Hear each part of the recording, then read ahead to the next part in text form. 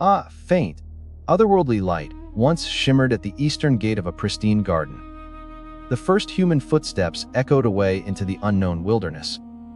Adam and Eve turned, banished from their first home. They could not have known the radical transformations awaiting paradise.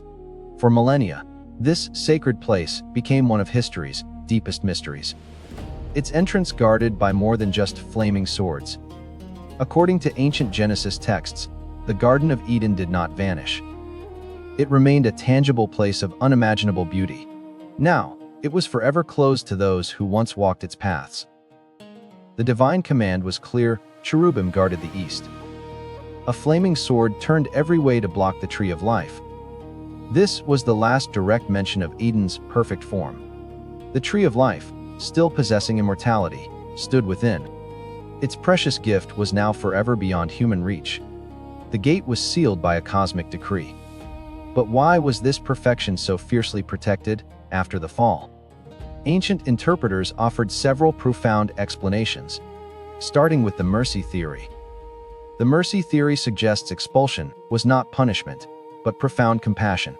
Had Adam and Eve consumed from the tree of life after disobedience, they would face eternal corruption, separated from the divine. Mortality itself became a release, a path to ultimate redemption. Another, the symbolic view, posited the garden as a reminder of what was lost. Adam and Eve might have seen its distant beauty, a silent testament to lost innocence, pointing to their actions' consequences. A third, the false hope theory, ended illusions of self-salvation. Access might have led humanity to believe they could undo their mistakes. The sealed gate affirmed salvation lay beyond human striving. The cherubim themselves were far from the soft, childlike figures often depicted in modern art. In biblical texts, these are powerful, radiant beings, multi-faced and swift as lightning. They serve as throne guardians to the divine. They were the ultimate protectors, not only guarding the tree of life. Some ancient traditions suggest they actively concealed Eden itself. They placed it beyond all human perception. From this point forward, the Old Testament narrative falls silent on Eden's fate. It offers no further historical details, and no record of anyone entering its sacred bounds. It simply receded from the story, leaving behind only the haunting memory of a perfect world now hidden. Yet, this silence only fueled deeper inquiry. Theologians and historians, unsatisfied with the unsaid, sought to understand Eden's ultimate destiny. One of the earliest and most widespread ideas was that the Great Flood had physically erased Eden from the earth. This was embraced by early Jewish and Christian scholars. The logic seemed compelling: if the deluge was global, reshaping mountains and rivers, then no place, however special, could have escaped its earth-changing power. Supporters pointed to two key arguments. First, the post-fall world was no longer in perfect harmony. Eden, a remnant of that pristine creation, no longer fit. The flood, in this view, not only judged human transgressions, it also wiped away the last untouched vestiges of that earlier, perfect order. Second, the flood's power to violently rearrange geography was undeniable. The Genesis account speaks of a single river flowing from Eden, then dividing into four. Such a planet-altering event would surely have obliterated these waterways, rendering the land unrecognizable. Spiritually, this made sense to many. If the tree of life was guarded to prevent eternal corruption, then the garden's final removal by the flood aligned with that same divine purpose. A less dramatic, but equally profound, explanation centered on the simple act of neglect. Adam was placed in the garden not just to enjoy it. He was placed to work it and keep it. With Adam and Eve banished, Eden was left untended. Without a caretaker, even the most exquisite garden will succumb to the relentless forces of nature. Plants would grow wild, and pathways would be choked by weeds. Exotic fruit trees would rot or be overtaken by more aggressive species. Animals, once harmonious, would return to their primal balance. In this view, Eden simply blended back into the surrounding wilderness. It became indistinguishable from any other part of the uncultivated earth. Over centuries, wind, rain, and shifting terrain would slowly erase any sign. This was once humanity's first home. This idea resonated with the curse pronounced in Genesis 3:18. God tells Adam, "Thorns and thistles it shall bring forth for you." Once humanity was expelled, the earth itself would resist efforts, producing hardship instead of effortless bounty. Without Adam and Eve's daily care, Eden's perfect balance might have been overwhelmed, its beauty slowly consumed by the untamed wild. Perhaps the most mystical explanation suggests that Eden was never destroyed at all. It was rather removed from our physical world and relocated entirely. Many ancient Jewish and Christian traditions held that after the expulsion, God transferred the garden to heaven. In this celestial realm, Eden would exist in perfect condition. It was accessible only in a dimension beyond human grasp in our current state. This theory draws strength from later biblical passages. They speak of paradise not as something irrevocably lost. It is a place that still exists and will be experienced again. When Jesus spoke to the thief on the cross, promising, "Today you will be with me in paradise," it implied a real, present place accessible after death. The book of Revelation further solidifies this idea. It describes the tree of life standing in the New Jerusalem. This is a restored world where humanity and the divine are reunited. If the tree of life is destined to reappear, its most sacred elements must have been preserved, not destroyed. Thus, the relocation theory bridges past and future, seeing Eden as humanity's first home, removed from contamination. Yet it is destined to return as part of God's renewed creation. Intriguingly, the idea of Eden being relocated to a non-physical realm, it finds an unexpected metaphorical ally in modern science. While science does not directly address Eden, concepts from quantum physics and the study of multiple dimensions, they offer striking parallels for a hidden or veiled paradise. Ideas of parallel realities begin to echo ancient mysticisms. These are worlds existing in the same space and time as ours, yet imperceptible. Quantum theory's superposition suggests a particle exists in multiple states until observed. The many worlds interpretation suggests every outcome creates a new reality.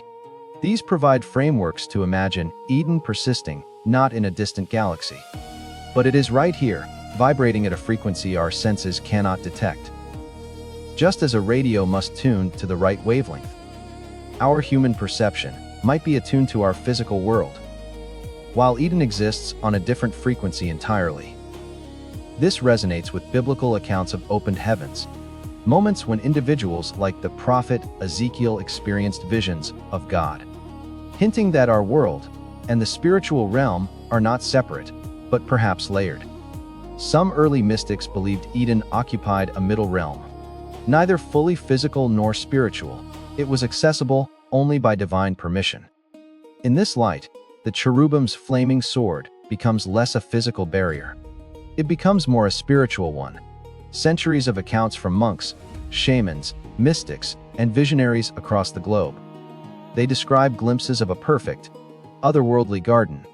These individuals spoke of higher vibrations or elevated states of consciousness, often through intense discipline, prayer, or meditation, perhaps altering brain perception to tune into a normally hidden reality. And in many of these visions, the descriptions of the paradise they witnessed, they bore striking similarities to the biblical Eden. What if these disparate visions were all glimpses of the same singular place, separated by time and culture? What one tradition called a hidden paradise, another named the otherworld, or the land of eternal spring, or the island of the blessed. For those within the Judeo-Christian tradition, this was surely the Garden of Eden. This pattern can be traced across various religious and mythological traditions. The Celtic myths speak of Turne Nengi, the land of the young, a place of beauty and immortality hidden from ordinary mortals. Buddhist cosmology tells of Shambhala, a secret realm accessible only to the enlightened. In Islamic tradition, Jannah, a paradise of gardens and rivers, echoes the Eden narrative. If Eden truly exists as a parallel reality, This consistency across diverse accounts becomes profoundly significant. Historical records further support this idea. The 2nd century Jewish text, the Apocalypse of Baruch, recounts the prophet being shown the place where Adam was, and the tree that will blossom again in the age to come. This was a vision of Eden, separated yet visible through divine revelation. Centuries later, Saint Macarius of Egypt, a 4th century desert father, received visions of Adam's garden. He encountered an angel guardian at its entrance, just as described in Genesis. Around the 6th century, Saint Brendan the Navigator embarked on a sea journey. He discovered a lush, perfect garden from which a great river flowed. This description mirrored the biblical imagery of Eden's 4-part river system. Not all accounts came from prophets or saints. Medieval legends describe Alexander the Great's journey to the farthest eastern edge of the known world. There, he reached the gates of paradise. Beyond, he perceived a light unlike the sun and breathed an ethereal fragrance. A voice denied him entry. The imagery of radiant light and an inaccessible garden. This profoundly mirrored Eden's guarded entrance. Even Moses, in Jewish and Christian mystical traditions, was shown the heavenly throne. He was shown the location of the Tree of Life during his time on Mount Sinai. This was a rare glimpse of Eden, not as it once was on earth. Instead, it exists now, preserved and beyond human reach. In the 14th century, Sir John Mandeville described a land in the east. Locals insisted they had seen the outer boundaries of a high, walled, impenetrable garden. In his telling, Eden was a physical place, still present, but impossible to enter. From visionary prophets to intrepid travelers, the recurring motif of a glimpsed paradise is hard to ignore. This inaccessible paradise is hard to ignore. For many, the Garden of Eden and its cherubic guardians are not merely symbols of loss. They are elements of a grander spiritual test. In this view, the cherubim serve 2 primary purposes. First, to maintain Eden's concealment, preventing accidental entry. Second, to preserve its purity for a future moment. This is when humanity is ready to return. Eden, therefore, is not a paradise lost, but a paradise waiting. Some mystical traditions deepen this, suggesting Eden functions as a spiritual testing ground. Life itself becomes a series of moral decisions, opportunities to demonstrate integrity and devotion. Only those who align with divine principles will be prepared. Those who undergo profound growth and transformation. They will be ready when Eden's gates finally open. The flaming sword symbolizes the sharp division between innocence and corruption. It marks what humanity is and what it must become. The cherubim's vigil ensures humanity cannot force its way back to innocence. The path to re-entering Eden must be earned through patience, inner work, and spiritual maturity, not through cunning or power. Jewish mysticism speaks of Eden as a place where the faithful might enter upon death. Christian mystics envision a restored paradise for the purified. Islamic tradition describes Jannah, a heavenly garden for the righteous, echoing the Genesis narrative. This understanding connects to the idea of Eden as a living, expanding reality. Its borders are gradually stretching outward. As more souls achieve purity, the garden itself becomes more accessible. It eventually merges with the human world. The cherubim are not prison wardens, but custodians of a sacred promise. They hold the garden in trust for humanity's reconciliation with the divine. So, when will humanity be able to return to Eden? The Bible offers glimpses of a future when these barriers will be lifted. Then, paradise will be restored. The prophet Isaiah describes a renewed world where deserts bloom. Predators and prey coexist in peace. Suffering and death hold no sway. This is the Messianic age, a time when Eden's harmony will return. It will be a living reality. The book of Revelation expands on this vision. It portrays the New Jerusalem as a radiant city where God dwells among humanity. The river of the water of life flows through its center. The tree of life yields its fruit for the healing of nations. This is a direct echo of Eden, confirming the garden's story is not over. It finds its ultimate fulfillment in the future. Mystical traditions embrace this idea of Eden as a living, expanding reality, patiently preparing for humanity's re-entry, its spiritual borders widening until heaven and earth are fully united. For Christians, this hope is inextricably linked to the work of Christ. His sacrifice broke the curse that began with Adam and Eve. Ultimately, it restored all of creation to its intended perfection. The New Jerusalem is, in essence, Eden reborn, but now permanent and incorruptible. In Jewish tradition, the return to Eden ties to the messianic hope of world renewal. This era brings peace, justice, and divine presence on earth. Humanity lives in harmony with God and creation, just as in the beginning. The Garden of Eden, then, is both the first home of humanity and, for many, its final destiny.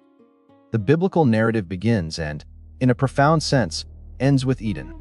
It is a story that comes full circle, promising that what was lost will one day be found. The closed path will eventually open for those prepared to walk it. Ultimately, its precise fate may matter less than what Eden continues to symbolize. It symbolizes a perfect world, untouched by corruption. It represents the deep human yearning for restoration, and the enduring hope that paradise will one day be unveiled once more.